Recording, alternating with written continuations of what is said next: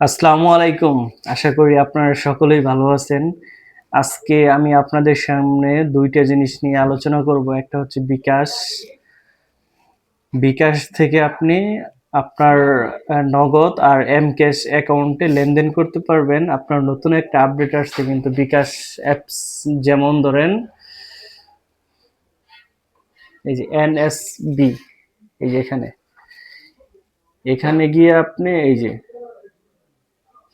এই দেখেন rocket plus ২ টা অ্যাকাউন্ট, মানে আপনার বিকাশ থেকে ৮ টাকা ৫০ পয়সা প্রতি হাজারে খরচ দিয়ে এমক্যাশ ইসলামিক অ্যাকাউন্ট এবং রকেটে কিন্তু টাকা ট্রান্সফার করতে পারবেন। আরেকটা বিষয় আপনি খেয়াল করে দেখবেন, ইদানিং অনেকের বিকাশ অ্যাকাউন্ট বন্ধ হয়ে যাচ্ছে। তার কারণ কি জানেন? তার কারণ হলো আপনাদের বিকাশ আপডেট দেন না। মানে ধরেন আপনি অ্যাকাউন্ট খুলছেন ৫ বছর ধরে, ৬ বছর ধরে, কিন্তু বিকাশ কোম্পানি মনে করছে যে আপনি ওই লোক কিনা, সঠিকভাবে যাচাই, মানে আপনার ব্যালেন্স থাকতে পারে বা থাকতে পারে, কিন্তু আপনার অ্যাকাউন্ট তারা লক করে দেয়। এর জন্য আবার এই যে তথ্য হালনাগাদ, এই জায়গায় আপনার ন্যাশনাল এনআইডি কার্ড দিয়ে এভাবে ছবি তুলে এভাবে একটু আপডেট করে নেবেন, তাহলে আর বিকাশ কোনো সমস্যা হবে না। আসলে এটা খুব ভালো একটা উদ্যোগ, কারণ অনেক গ্রাহক আছে যারা প্রতারিত হয়। এর জন্য সেফটি থাকার জন্য এই আপডেটটা আপনারা নিয়মিত দিয়ে রাখবেন বিকাশ অ্যাপস। এতে করে আপনাদের ব্যালেন্স বা মোবাইল ব্যাংকিং সুরক্ষা থাকবে।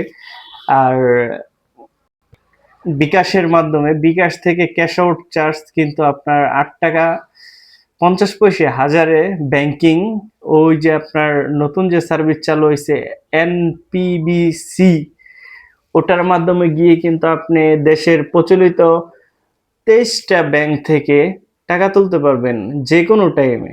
আপনি যদি ব্যাংকিং অ্যাকাউন্ট থাকে মোবাইল বিকাশ থেকে মাত্র ৮ টাকা ৫০ পয়সা ক্যাশ আউট চার্জ হাজারে, আনলিমিটেড দৈনিক ৫০,০০০ টাকা পর্যন্ত একটা পার্সোনাল অ্যাকাউন্ট দিয়ে কিন্তু আপনি লেনদেন করতে পারবেন। আশা করি এই জিনিসটা আপনাদের উপকারে আসবে। আপনারা অনেকেই জানেন না। সকলেই আমার জন্য দোয়া করবেন। আর যে কোনো পরামর্শের জন্য অবশ্যই আমার দোকানে আসবেন। আমার যতটুকু আমি পারি অতটুকু আপনাদের জন্য সহযোগিতা করব। সকলেই ভালো থাকবেন। খোদা হাফেজ।